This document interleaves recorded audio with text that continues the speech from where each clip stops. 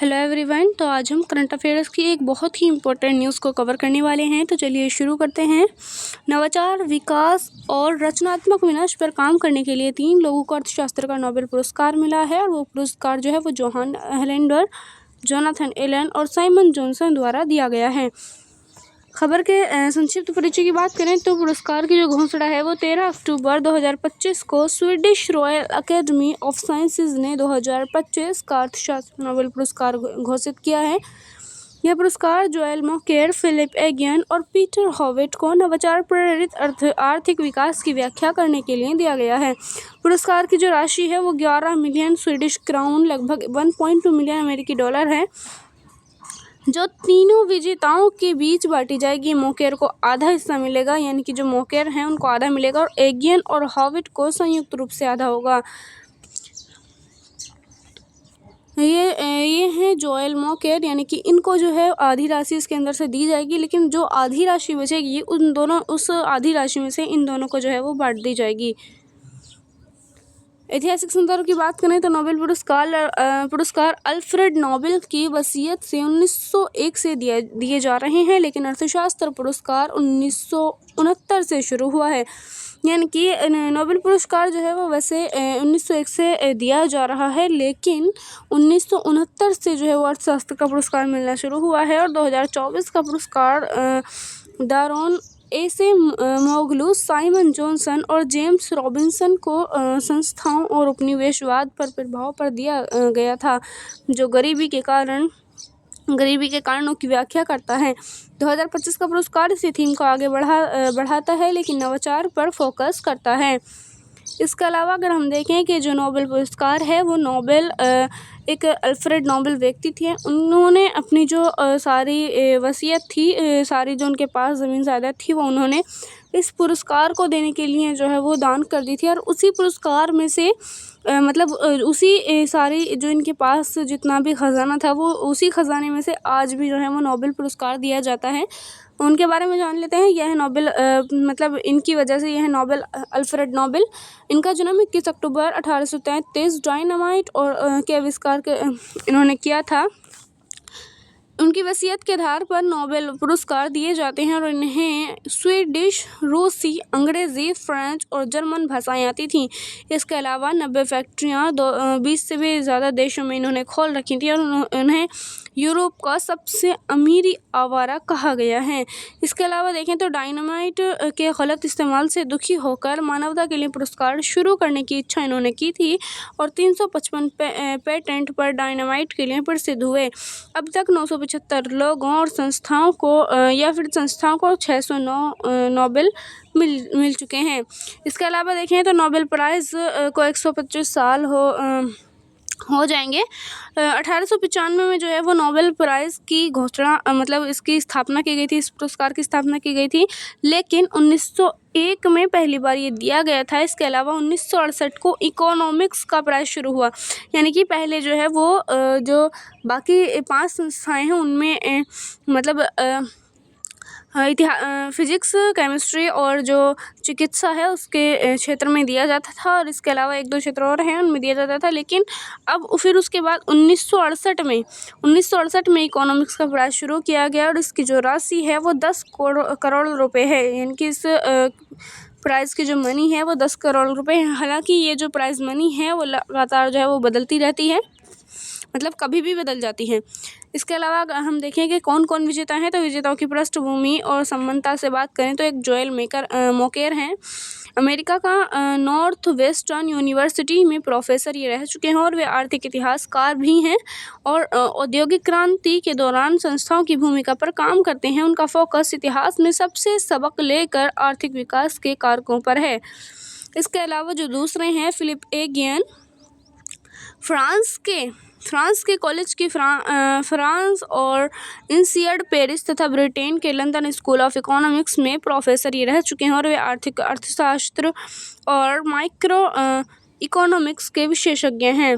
इसके अलावा जो पीटर हॉविट हैं वो अमेरिका के हैं कि ब्राउन यूनिवर्सिटी में प्रोफेसर हैं और वे एगियन के साथ मिलकर क्रिएटिव डिस्ट्रक्शन के गणितज्ञ मॉडल पर काम करते हैं। यहाँ आप इस चीज़ को ध्यान रखें कि ये जो पीटर हॉविट हैं वो अमेरिका से अपना ताल्लुक़ रखते हैं। इसके अलावा जो फिलिप हैं वो फ्रांस से रखते हैं, और इसके अलावा जो जोएल मॉकेर हैं वो यूएसए से रखते हैं, यानी कि अमेरिका। ठीक है, अब हम देखते हैं जो ये विजेताओं हैं आखिर उन्होंने क्या योगदान दिया, किस कारण से इनको जो है वो ये प्राइज़ दिया गया है। तो जोएल मॉकेर का योगदान की बात करें तो जोएल मॉकेर ने ऐतिहासिक अवलोकनों का उपयोग उनके तकनीकी नवाचारों पर आधारित सतत विकास के आवश्यक कारकों की पहचान की। सतत विकास, ठीक है, सतत विकास के आवश्यक कारकों की इन्होंने पहचान की, उन पर काम किया। उनको इस काम की वजह से, यानी कि इन्होंने जो ये काम किया है, इनके इस काम की ये काम दिखाता है कि आर्थिक ठहराव मानव इतिहास का सामान्य नियम है, ना कि विकास का। इसके अलावा अगर हम इसके उदाहरण की बात करें तो वे यूरोपीय एनलाइटमेंट और संस्थागत परिवर्तनों को औद्योगिक क्रांति के पीछे का कारण बताते हैं। उनका तर्क है कि संस्थाएं नवाचार को प्रोत्साहित या बाधित करती हैं। इसके अलावा जो दूसरे हैं फिलिप एगियन और पीटर हॉविट, ये दोनों जो हैं इनके बारे में बात करें, इनका क्या योगदान रहा है, तो इन दोनों ने ही क्रिएटिव डिस्ट्रक्शन का गणितज्ञ मॉडल विकसित किया, जो जोसेफ शुम्पेटर की अवधारणा पर आधारित है। मॉडल बताता है कि नई और बेहतर उत्पाद पुराने को विस्थापित करते हैं, जो एक अंतहीन प्रक्रिया है। यानी कि अगर हमें आर्थिक विकास करना है तो क्या होता है कि अगर कोई भी नई और बेहतर उत्पाद जो होते हैं वो पुराने को विस्थापित कर देते हैं। मतलब जैसे जैसे नई नई चीज़ें आती हैं वो पुरानी चीज़ को हटाती चली जाती हैं, जो कि एक अंतहीन प्रक्रिया है। जैसे कि एग्जांपल के लिए अगर मान लीजिए कोई भी एक नया फ़ोन मार्केट के अंतर्गत आ जाता है, तो फिर क्या होगा कि वही जो नया फ़ोन आया है वही चलता रहेगा, लेकिन जो पहले से चल रहा होता है, मान लीजिए जैसे अब आईफोन वगैरह आ चुके हैं, तो जैसे पहले सैमसंग चल रहे हैं उनकी जो है वो मतलब मांग जो है वो कम हो चुकी है, यानी कि उनको विस्थापित उन्होंने कर दिया है। इसी तरह से जो है वो यहाँ पर कहा गया है कि नए और बेहतर जो उत्पाद होते हैं वो पुराने को विस्थापित करते हैं। यह एंडोजेनस ग्रोथ थ्योरी का हिस्सा है, जहां विकास बाहरी कारकों जैसे पूंजी से नहीं बल्कि आंतरिक नवाचार, यानी कि आंतरिक नवाचार R&D और एजुकेशन। R&D मतलब रिसर्च एंड डेवलपमेंट, और एजुकेशन से आता है। यानी कि अगर जहाँ पर हमें देश के अंदर का विकास करना हो, यानी कि आंतरिक नवाचार का अगर हमें विकास करना हो, और अगर बाहरी विकास करना हो, अच्छे से हमें देश का विकास करना हो, तो हमें रिसर्च एंड डेवलपमेंट पे अपनी जो है पूंजी या फिर पैसा वगैरह लगाना चाहिए। और दूसरी चीज़ है एजुकेशन, यानी कि रिसर्च एंड डेवलपमेंट पे अगर हम खर्च करते हैं और दूसरी चीज़ एजुकेशन पर अगर हम खर्च करते हैं, तो हमारा जो विकास है, देश का विकास हो या फिर मतलब पूरे तरीके से जो आर्थिक विकास होता है वो इन दो कारकों की वजह से ही होता है। अब कमेटी की क्या टिप्पणी आई है इस पर, तो नोबेल कमेटी के सदस्य जॉन हॉसलर ने कहा, यानी कि जो नोबेल कमेटी के सदस्य जॉन हॉसलर हैं, उन्होंने कहा है कि जोएल मॉकेर ने ऐतिहासिक अवलोकनों से तकनीकी नवाचारों पर आधारित सतत विकास के कारकों की पहचान की है। यानी कि जो सतत विकास के लिए जो कारक हैं तकनीकी नवाचार पर आधारित, तो उनकी इन्होंने पहचान की। यानी कि जितनी जो टेक्नोलॉजी आ रही है उससे रिलेटेड टेक्नोलॉजी तो आ रही है, लेकिन उस टेक्नोलॉजी आने की वजह से किस तरीके से हम सतत विकास के कारक जो हैं उनको पहचान सकते हैं, उनको सतत विकास क्योंकि हमारे लिए बहुत ज़्यादा आवश्यक है, तो सतत विकास को हम कैसे आगे बढ़ा सकते हैं तकनीकी नवाचार आने से, तो इस चीज़ की इन्होंने पहचान की है। और इसी चीज़ को बहुत इम्पोर्टेंट समझते हुए इनको नोबेल पुरस्कार दिया गया है। इसके अलावा जो एगियन और हॉविट के लिए जो कमेटी की टिप्पणी आई है, उन्होंने कहा है, जो नोबेल कमेटी है जिन्होंने इनको मतलब पुरस्कार देने की घोषणा की है, उन्होंने कहा है कि इन्होंने क्रिएटिव डिस्ट्रक्शन का गणितज्ञ मॉडल अपनाया है। यानी कि जो क्रिएटिव डिस्ट्रक्शन होता है उसका इन्होंने गणितज्ञ मॉडल अपनाया है, जहां नए उत्पाद पुराने को बदलते हैं।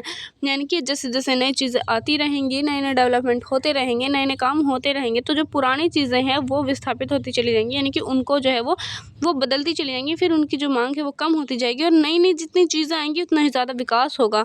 कमेटी ने जोर दिया है कि सतत विकास को हल्के में नहीं लिया जा सकता।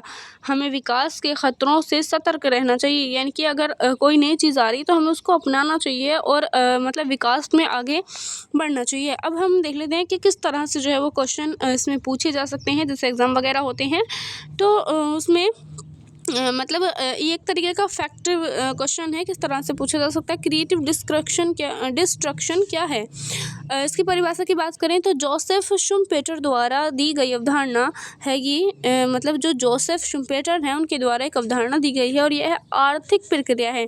क्रिएटिव डिस्ट्रक्शन एक आर्थिक प्रक्रिया है जिसमें नए नवाचार पुरानी तकनीकों, उत्पादों या प्रतिक्रियाओं को नष्ट करते हैं और नए अवसर पैदा करते हैं। उदाहरण के लिए जैसे स्मार्टफोन ने फीचर फ़ोन को लगभग ख़त्म कर दिया है। इसके अलावा इंडोजेनस और एक्सोजेनस ग्रोथ थ्योरी जो दूसरा क्वेश्चन है वो बन सकता है। एंडोजेनस ग्रोथ थ्योरी क्या है, रॉबर्ट सोलो की थ्योरी है ये, और ये आर्थिक विकास पूंजी, श्रम और तकनीकी प्रगति पर निर्भर है।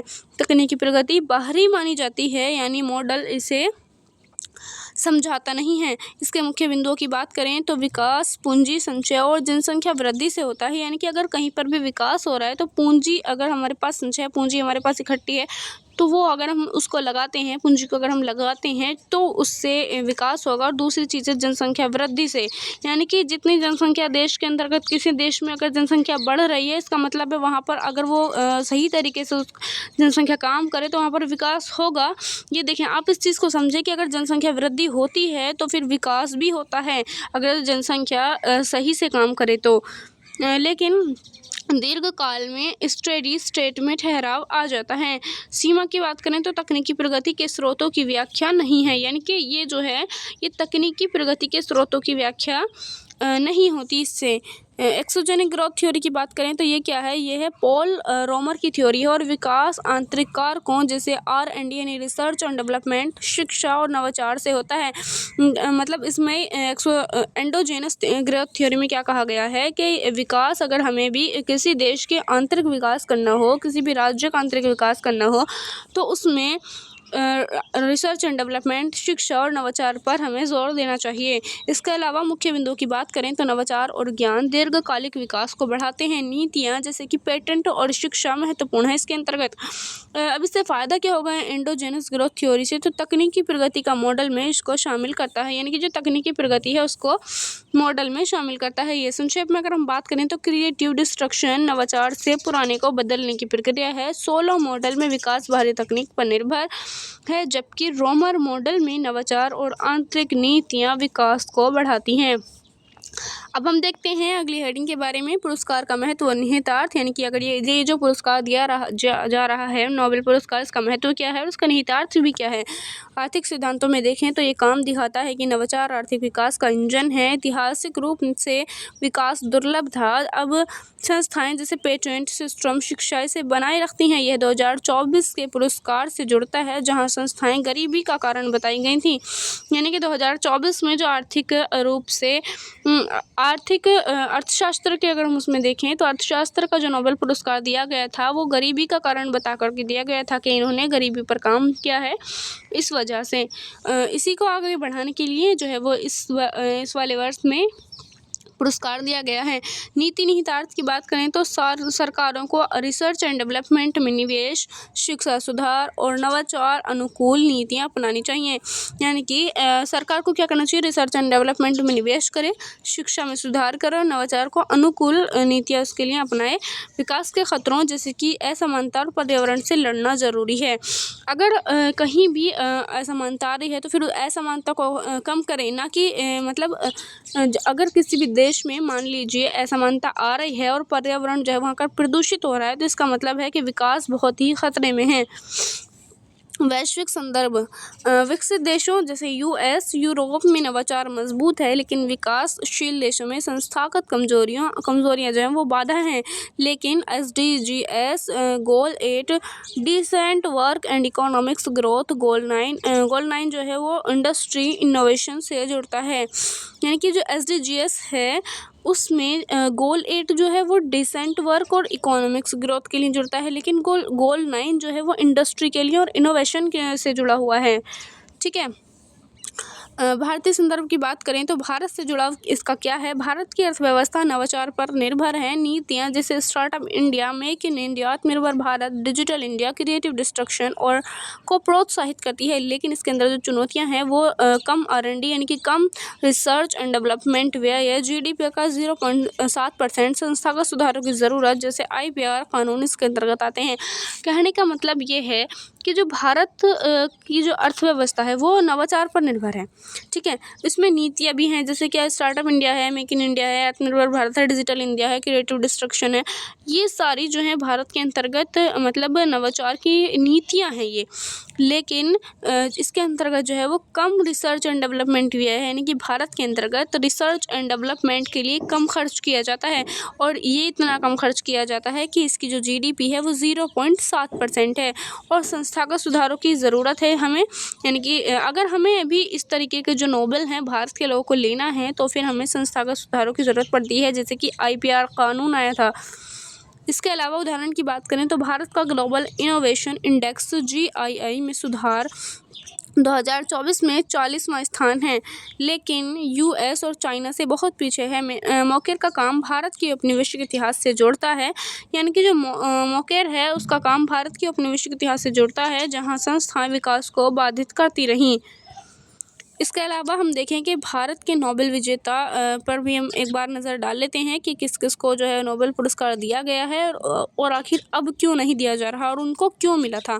भारत ने कुल 12 नोबेल पुरस्कार जीते हैं 1901 से 2025 तक, लेकिन इनमें से अधिकांश भारतीय मूल के हैं, यानी कि जो विदेश में काम करते थे। कहने का मतलब यह है कि जो 2 व्यक्तियों को अर्थशास्त्र का नोबेल पुरस्कार जो दिया गया था वो भारत के थे, भारत में वो पैदा हुए थे, लेकिन बाद में वो विदेश में जाकर काम करने लगे थे। इनमें दो व्यक्ति हैं जिनको अर्थशास्त्र का अब तक पुरस्कार मिला है। एक उसमें है अमर्त्य सेन, 1998 में उनको मिला था। वेलफेयर इकोनॉमिक्स और गरीबी के विश्लेषण के लिए इनको मिला था। वे भारत में पैदा हुए और दिल्ली स्कूल ऑफ इकोनॉमिक्स से जुड़े थे, लेकिन पुरस्कार के समय वो विदेश में थे। अभिजीत बनर्जी 2019 में इनको पुरस्कार मिला और वैश्विक गरीबी कम करने के प्रयोगात्मक दृष्टिकोण के लिए एस्टर डुफ्लो और माइकल क्रेमर के साथ ये थे। वे भारत में पैदा हुए लेकिन MIT अमेरिका में काम करते थे, यानी कि इन दोनों को ही मिला, लेकिन ये दोनों ही विदेश में काम करते थे। अर्थशास्त्र नोबेल 1969 से शुरू हुआ, उसमें भारत का योगदान सीमित है। केवल ये 2 ही नाम हैं मतलब जिनको अर्थशास्त्र का पुरस्कार मिला है। कुल मिलाकर विज्ञान में CV रमन 1930 और सुब्रह्मण्य चंद्रशेखर 1983 जैसे नाम हैं, लेकिन स्वतंत्रता के बाद कोई भारतीय नागरिक भारत में रहकर काम करने वाला विज्ञान नोबेल नहीं जीत पाया है। यानी कि अभी तक जिसको भी नोबेल मिला है वो भारत के तो थे, लेकिन भारत से यहाँ से जाकर के विदेश में जाकर रहने लगे थे, वो भारत में रहते हुए उनको नहीं मिला। अब हम बात करते हैं कि भारत में आखिर क्यों भारत में कम नोबेल मिलते हैं। नोबेल पुरस्कार वैश्विक प्रभाव वाले मौलिक योगदान के लिए दिए जाते हैं जो लंबे समय 20 से 30 साल लेते हैं। भारत में कई संरचनात्मक चुनौतियां हैं, जैसे क्या कम रिसर्च एंड डेवलपमेंट निवेश, यानी कि भारत के अंतर्गत जो रिसर्च एंड डेवलपमेंट के लिए जो खर्च है, निवेश है, वो बहुत ही कम किया जाता है। भारत का रिसर्च एंड डेवलपमेंट खर्च GDP का केवल 0.7% है।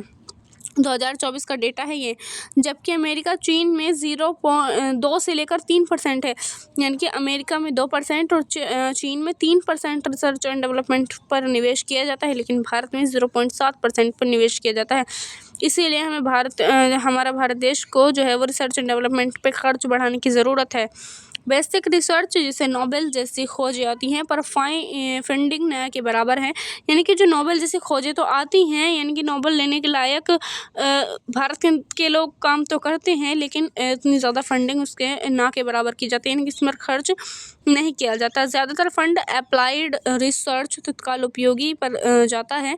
ब्रेन ड्रेन की बात करें तो प्रतिभाएँ विदेश चली जाती हैं, यानी कि अगर कोई इस तरह के जो काम है अगर वो लोग करते भी हैं तो फिर वो विदेश चले जाते हैं। जैसे कि बनर्जी और सेन ने भारत में शुरुआत की, लेकिन MIT हार्वर्ड जैसी संस्थाओं में जाकर काम किया।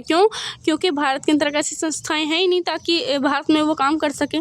विदेश में संस्थाएं हैं, विदेश के लोगों ने जो है इस पर खर्च किया हुआ है, तो इसलिए उनको वहाँ जाना पड़ता है। अब इसका कारण है बेहतर सुविधाएं, फंडिंग, वातावरण जो है वो नहीं है। भारत से हर साल 2 लाख से ज़्यादा छात्र या फिर वैज्ञानिक विदेश चले जाते हैं। यानी कि आप देखें कि जो लोग जो अच्छा काम करते हैं, जो नोबेल पुरस्कार लेने के लायक हैं, वो व्यक्ति यहाँ पर शुरुआत तो करते हैं, अच्छा काम करते हैं, अच्छी मेहनत करते हैं, लेकिन यहाँ पर इतना निवेश ना होने की वजह से फिर उनको पैसा नहीं मिलेगा। इस निवेश ना होने की वजह से इस तरह की संस्थाएं ना होने की वजह से भारत में फिर उनको विदेश जाना पड़ता है। संस्थागत कमजोरियां हैं इसके, इनकी विश्वविद्यालयों में बुनियादी ढांचा, लैब्स और सहयोग की कमी है। इनकी इतना ज़्यादा सहयोग उनको नहीं दिया जाता। नोबेल विजेता अक्सर अंतर्राष्ट्रीय टीमों में काम करते हैं, लेकिन भारत में आइसोलेशन ज़्यादा है। पेटेंट सिस्टम और IPR यानी कि इंटेलेक्चुअल प्रॉपर्टी राइट्स जो है वो कमज़ोर हैं, जो नवाचार को हतोत्साहित करते हैं। शिक्षा और फंडिंग की असमानता है। उच्च शिक्षा में गुणवत्ता असमान है, यानी कि जो उच्च शिक्षा होती है, जो ऊंची शिक्षा होती है, उसमें असमानता है। उसकी जो क्वालिटी है, उसमें की जो गुणवत्ता है, उसमें असमानता देखने को मिलती है। यानी कि कहीं पर जो है वो बहुत ही ध्यान नहीं दिया जाता शिक्षा पर, लेकिन कहीं पर जो है जहाँ पर ध्यान दिया जाता है वो उनके लिए पैसा ज़्यादा जाता है, तो इस वजह से हमें असमानता देखने को मिलती है। IITs और IISc जैसी संस्थाएं अच्छे हैं, यानी कि जो IIT है, IISc हैं जैसी संस्थाएं जो वो अच्छी हैं, वहाँ पर अच्छी एजुकेशन दी जाती है, लेकिन कुल मिलाकर रैंकिंग कम है। यानी कि 1-2 से सिर्फ काम नहीं होता है, बल्कि काफ़ी ज़्यादा इसके लिए खर्च करना पड़ता है। QS 2025 में टॉप 100 में केवल 7 भारतीय यूनिवर्सिटी उसके अंतर्गत हैं। गरीबी और सामाजिक मुद्दे जैसे कुपोषण रिसर्च को प्रभावित कर देते हैं। यानी कि क्योंकि भारत के में क्या है कि जो सामाजिक मुद्दे, गरीबी जो है वो बने हुए हैं, कुपोषण का लोग बहुत काफ़ी शिकार हुए हैं। इस वजह से जो खर्च है वो उन लोगों पर किया जाता है, ना कि रिसर्च पर। अगर ये जो गरीबी और सामाजिक मुद्दे, कुपोषण जो है वो अगर कम हो जाए, और फिर उसके बाद जो है रिसर्च और डेवलपमेंट पर भी खर्च किया जा सकता है। ऐतिहासिक सांस्कृतिक कारक भी हैं इसके। औपनिवेशिक इतिहास में रिसर्च कल्चर कमज़ोर पड़ा है। नोबेल कमेटी स्वीडन, नॉर्वे आधारित में पश्चिमी पूर्वाग्रह का आरोप लगता है, लेकिन मुख्य समस्याएं आंतरिक हैं। यानी कि कहने का मतलब ये है कि नोबेल कमेटी जो है, जिसमें स्वीडन, नॉर्वे आधारित हैं, उसमें पश्चिमी जो पूर्वाग्रह हैं उनका आरोप भी लगाया जाता है, लेकिन जो मुख्य समस्याएं हैं वो अंदर की हैं, यानी कि देश के अंदर की हैं मुख्य समस्याएं। देश के अंदर जो है वो इतना ज़्यादा रिसर्च एंड डेवलपमेंट पर खर्च नहीं किया जाता। सकारात्मक पक्ष की बात करें तो प्रगति भी हो रही है भारत के अंतर्गत। भारत का global innovation index GII rank 2024 में 40वां था, पहले 81वां था। यानी कि पहले क्या था कि पहले 40वां रैंक आता था, लेकिन अब 81वां आता है। स्टार्टअप इंडिया से 1 लाख से ज़्यादा स्टार्टअप बने हैं। भारतीय मूल के ये देखिए, आप यहाँ पर इस चीज़ को समझें कि 2024 में जो रैंक है, यानी कि जो उच्च रैंक जो होती हैं कि जिनको मतलब उच्च रैंक अच्छी होती है, यानी कि जिनको ये इस तरीके के जो पुरस्कार हैं वो दिए जाते हैं, तो उसमें पहले हमारे भारत देश का नाम 81वां था, लेकिन अब 40वां स्थान हो चुका है। यानी कि अब काफ़ी थोड़ा बहुत जो है वो प्रगति हो रही है। भारतीय मूल के वैज्ञानिक जैसे कि वेंकटरामन रामकृष्णन 2009 केमिस्ट्री नोबेल इनको मिला था, विदेश में सफल हो रहे थे। यानी कि जो लोग हैं वो विदेश में जाकर के सफल हो रहे हैं। हाल के प्रयास जो है वो NEP 2020 यानी कि न्यू एजुकेशन पॉलिसी 2020 से रिसर्च पर फोकस किया गया है। और G20 ने G20 जो है उसमें भी भारत ने रिसर्च एंड डेवलपमेंट सहयोग जो है वो बढ़ाया है। कहने का मतलब यह है कि प्रगति हो रही है। सुधार के उपाय जो है वो किस तरीके से हमें बढ़ाएं, नोबेल विजेता कैसे बढ़ाएं, नोबेल विजेता किस तरीके से हम भारत के लोग जो है वो हम भारत के लिए किस तरीके से जो नोबेल पुरस्कार हैं वो जीत सकते हैं। ये रिसर्च एंड डेवलपमेंट बजट दोगुना करना होगा, GDP का 2% तक ले जाएं, यानी कि जो अब 0.7% की GDP है उसको 2% तक कम से कम लेकर के जाना होगा। बेसिक साइंस यानी कि 50% इसके लिए आवंटित है। ब्रेन गेन को बढ़ावा देना होगा, विदेशी भारतीयों को वापस लाएं, यानी कि जो विदेश में जाकर के भारतीय लोग काम कर रहे हैं उनको वापस लाना चाहिए। भारत के अंतर्गत ऐसी सुविधाएं देनी चाहिए, जैसे इंस्पायर प्रोग्राम है। IITs को ग्लोबल सेंटर बनाएं, यानी कि जो IITs हैं उनको ग्लोबल सेंटर बनाना चाहिए। संस्थागत सुधार की बात करें तो यूनिवर्सिटीज़ में स्वायत्तता, अंतर्राष्ट्रीय सहयोग जैसे केर्न जैसा IPR कानून, जिस तरीके से क्रेन जैसा जो IPR कानून था उसको मजबूत करना होगा। यानी कि इस तरह के जो काम हैं जो GDP को बढ़ा सकते हैं उनको करना होगा।